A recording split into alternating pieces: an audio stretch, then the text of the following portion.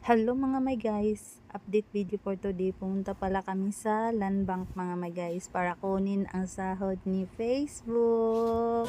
Oh my God! Mga may guys, sahod ni Facebook. Char. Sahod ng asawa ko mga may guys. Kukunin namin dito mga may guys.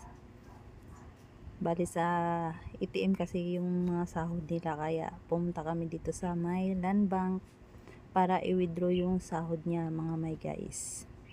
Ayan mga may guys, sa unang inanuhan ko mga may guys na machine is unavailable mga may guys, ayaw niya mag so dito kami sa second machine, kaya dito kami naka-withdraw ng sahod ng asawa ko.